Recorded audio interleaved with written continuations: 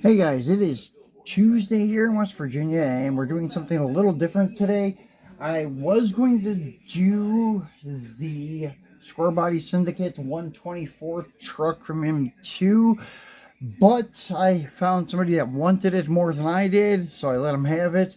So we're doing something that's kind of been sitting on the back burner for a while.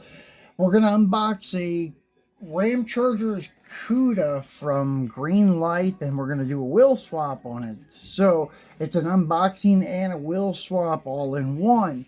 So you'll see why I want to do a wheel swap on this car once you see it.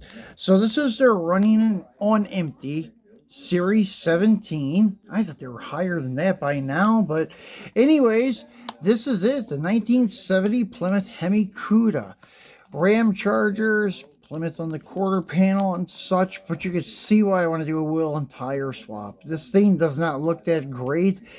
These are the wheels that are typically on trucks, in my opinion. The ones that have like the little triangle holes or round holes, and they're kind of like a reverse offset look to them.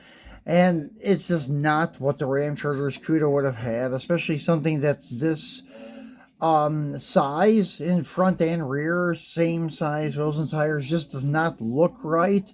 The one that M2 did, I think it was last year, in the hauler series, the 71 Cuda, they nailed it because they had the exact wheels and tires that looks perfect for the car, skinny front runners, fat slicks in the back, because at that time, say 70 and newer, they were doing the pro stock thing, so most cars were back halved. It wasn't like the super stock days where they would just have like maybe mini tubs or a 10-inch slick sticking out from underneath the quarter panel, something like that. But in, I think, 69, 70 era is when they started doing the pro stock stuff and they started back halving the cars. And back half means they'll cut the back of the frame out and put narrowed frame rails and narrowed rear end housing to accommodate like 15-inch wide slicks that are usually like 31 or 33 inches tall. So that's basically the look I'm going for with this car. So anyways, we're going to take a look at the package real quick and then get him out and then get to ripping the wheels off of it. So this is the original Candymatic. That's cool that they put that there, but I'm not sure why they put it in this series, and I'm not sure why they didn't do a better or make a better choice with the wheels and tires. But anyways, the running on empty stuff usually, when it first debuted, was like trucks and some utility vehicles that were like gas station vehicles, tow trucks, utility boxes, maybe some Jeeps or regular pickup, something like that. But now they're kind of just going anywhere with it. This car should have been in like a GL Muscle series or something else, maybe just a one-off hobby exclusive. I'm not sure why they did it this way.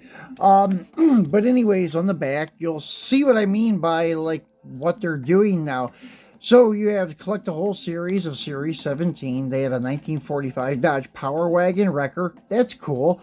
1949 Mercury 8 Coupe. Now, that's a cool casting, but it didn't really belong in this series. A 1968 Datsun 510 Wide Body Coupe. Another one that doesn't really fit for this series. And then the 1970 Plymouth Hemi Cuda. The 2011 Ford Mustang doesn't really fit either. And the 2023 Chevy Silverado. That kind of does fit. These were vehicles that should have been, as I mentioned, like gas station, like wreckers, like the first one, the Dodge Power Wagon Wrecker. Excuse me, I had to get a drink of water. So anyways, yeah, most of these cars do not fit in this series, what it was originally intended for. Now they're just going everywhere with it. So I guess now it does fit because they are using every type of vehicle in it. So anyways, I got this cut open, as I usually do, cut around the back seam. So I can flip it up in the back like that in case I ever want to display it carded again, but I never will probably, with this one especially. So we're going to throw that to the side, and then we're going to take a look at this car overall and see the details of it. This is a cool casting from Greenlight. The only thing that I don't like is the B-pillars. Like, from this view, it looks okay, but when you look from above, it looks a little weird. Because they taper inward. What they did, they took this casting and made it without a roof.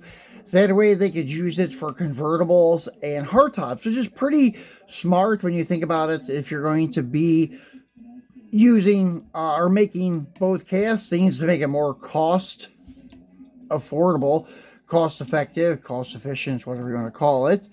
And then another thing that people complain about on these older releases and such, well, this is a newer release, but the older releases, and this one too, has these big wide tires all the way around, and that's really not the way it would have been like in reality, or would be in reality. Maybe for the back, yes, but for the front, no.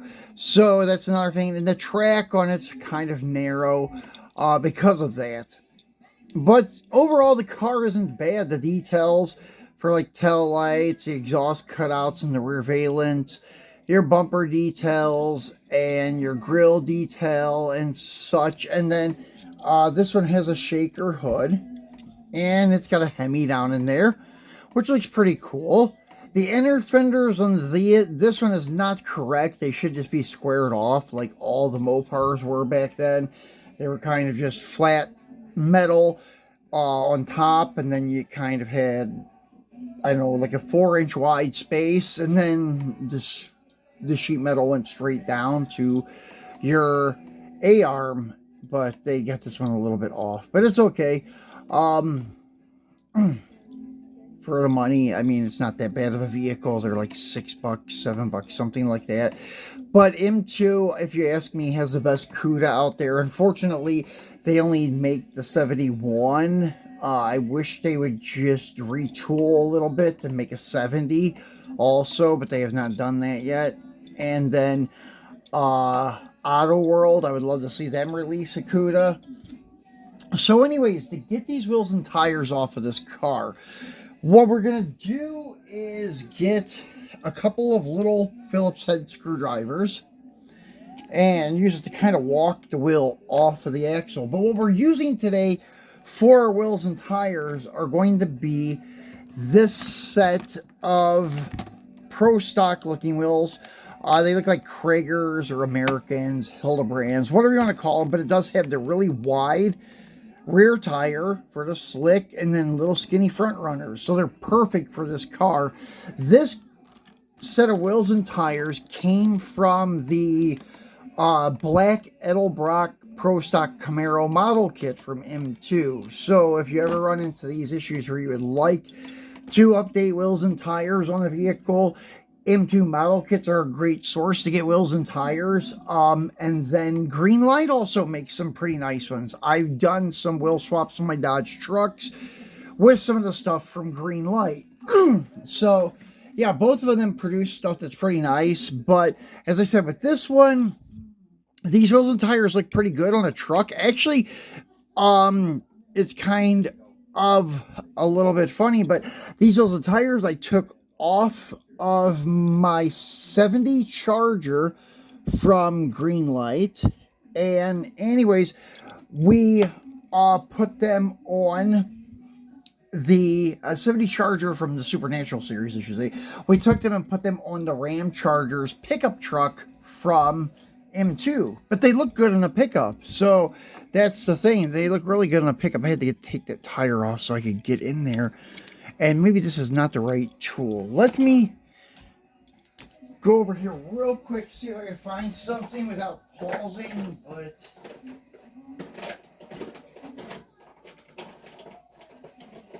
yeah, well, just give me 1 minute, guys. Hey guys, so this didn't go as I planned. So getting the wheels and tires off wasn't that bad. I just had to find the right tool, and I found my pocket knife and had to pop one wheel off, and then the other side will just slide right out. And then I wanted to assemble the wheels and tires from M2 because it's really a bear to get these big back tires on the wheels sometimes. It just depends on like how pliable the rubber is. The rubber is not too bad on this one. It's just a little bit harder than normal to get the tire on the rim. So I've already put the front one on here, and the tire, I was trying to get it back off so I could show you guys how it went on and all that, but I guess that doesn't really matter.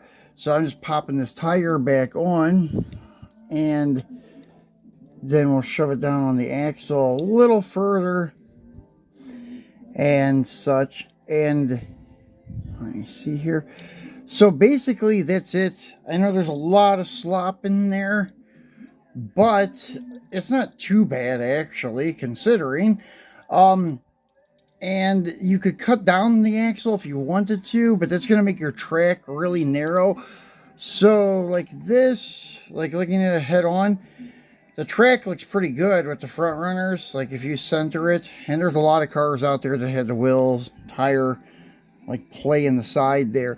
Now the back, on the other hand, this is going to be a little bit more of a chore than I had hoped. So we got the bigger tire and wheel on the longer axles that they supply, because this doesn't have a very narrow rear like the M2 stuff does. So anyways, we had to cut that axle, and then we can put the big tire on there, and it looks really good, but the only problem is that it rubs a lot on the body and the frame. We need to get it to go in just a hair bit more, but for now, for like displaying purposes, it looks pretty good.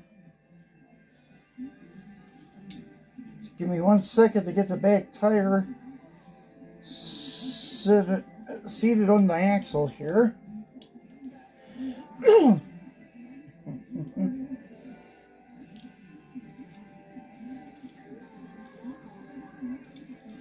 So basically it looks really sharp though, like with these wheels and tires on it, and it does really make the car look a lot better. But because they have such huge tires on the front of the car and on the back, but these ones are actually a little bit bigger than the ones they had on it. But on the front, it makes a problem because you have that slop, but the body kind of stops it from going all the way. But if you're just displaying the car, it looks really, really good like that. And I did the Hot Wheels Dart this way too, and it also has an issue with a little bit of rubbing, but not like this guy. This guy, we're gonna have to actually probably take it out and take the Dremel and go inside and hit the rear a little bit, grind it down some, and then maybe even a little bit off the inside of the quarter panel. I don't know. I just make it like a static model, and it doesn't matter if it rolls or not. But that's the thing. It just looks much better like this than with those one wheels on it. So, as I said, if you're not going to really care about it rolling, I have a couple models actually coming that are static, that is what they call them, where they don't roll, they just sit there and such, where you don't have to worry about it rolling off the shelf or anything. That's one thing good. But anyways, I do like my cars to usually roll, but looking at it, it looks 10 times better in my opinion. So that's pretty much it for this video, guys. It didn't go as I planned. I was hoping it would roll. I figured I would run into some problems getting them on or getting them off. So that was like to be expected. But the rolling part, I figured they were going to clear better. But oh well. Anyways, we'll be back again I think tomorrow with something for you. I forget what I had lined up for tomorrow, but just turn on your notification bell so you know when we launch another video. And I appreciate you watching and I appreciate your support. Thanks, guys, and enjoy your Tuesday.